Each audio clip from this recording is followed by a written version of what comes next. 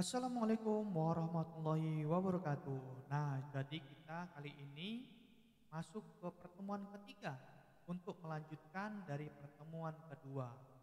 Nah, di pertemuan tiga itu ada namanya jenis-jenis sumber daya dalam multimedia.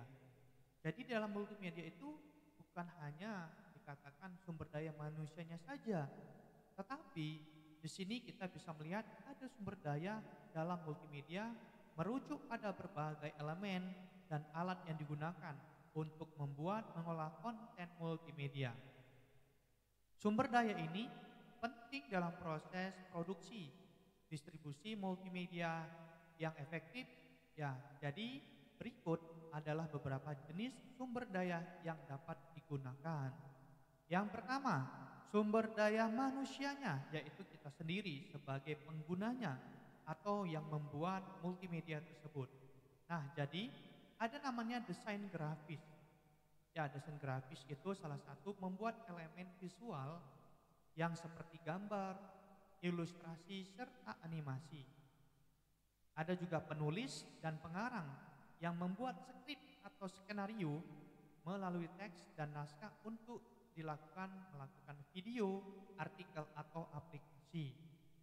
Dan selanjutnya ada pengarah dan produser video yang mengelola produksi video yang memastikan semua elemen multimedia berkoordinasi dengan baik.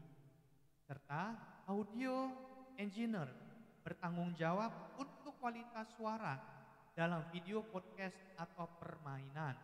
Dan terakhir, pengembangan perangkat lunak, mengembangkan aplikasi atau platform multimedia. Dan selanjutnya, adik-adik, ya, di sini dikatakan ada sumber daya perangkat kerasnya, yaitu suatu alat yang digunakan dalam menggunakan desain grafis, membuat elemen ya seperti gambar. Nah, kalau dikatakan perangkat kerasnya, yang satu kita menggunakan laptop atau handphone. Aplikasi yang digunakan yaitu Canva serta juga CapCut. Penulis dan pengarang di dalam menulis teks sebuah naskah bisa menggunakan perangkat kerasnya.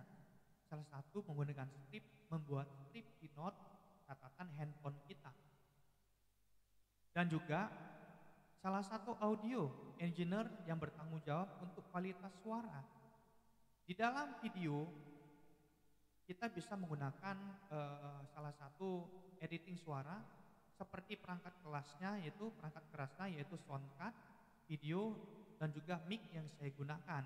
Seperti contohnya seperti yang saya gunakan ini. Dan serta pengembangan perangkat lunaknya untuk mengembangkan platform untuk multimedia. Kalau di sini perangkat kerasnya artinya spek yaitu komputer atau laptop yang kalian gunakan harus memadai atau spek yang harus lebih tinggi agar memaksimalkan hasil konten yang kalian kerjakan.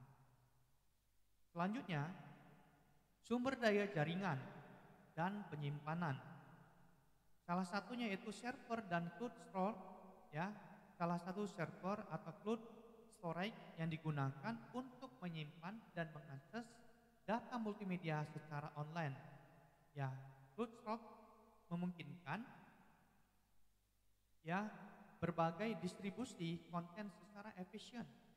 Jaringan dan infrastruktur internet ini salah satunya.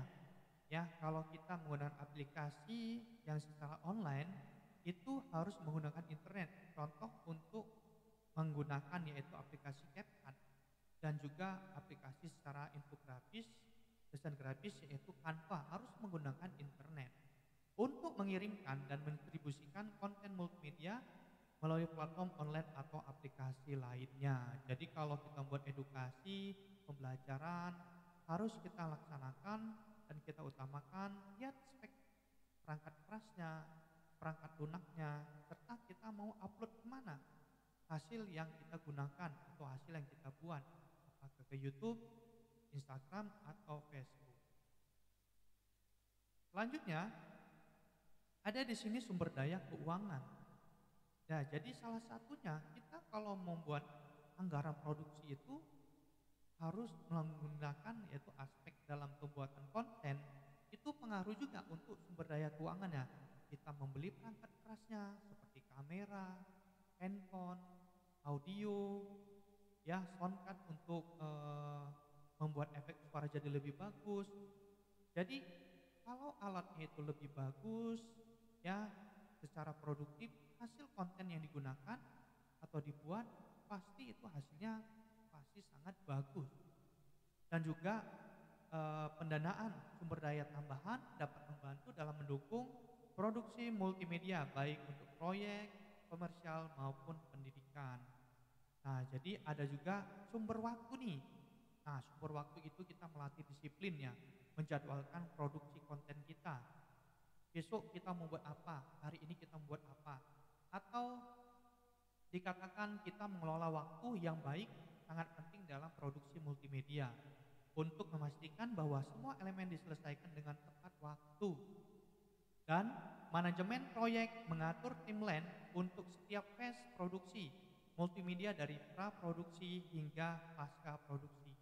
Nah, jadi sumber daya waktu ini kita bagaimana diberikan editing video itu selama 10 menit, tapi harus dijadwalkan semua video tersebut habis dalam waktu 9 menit. Maka kita akan melakukan efisiensi atau step by step harus kita kurangin ya di dalam video tersebut supaya tercapai 9 menit. Nah, itu salah satunya. Kalau menggunakan aplikasinya bisa menggunakan CapCut, Filmora, VN, ya Adobe Premiere dan aplikasi untuk editing lainnya. Nah, jadi contohnya seperti itulah pertemuan 3 pada hari ini. Ya, terima kasih atas perhatiannya. Semoga informasi yang Bapak berikan dapat bermanfaat dan memberikan pemahaman yang lebih baik mengenai multimedia. Saya tutup dan saya akhiri. Ya, assalamualaikum warahmatullahi wabarakatuh.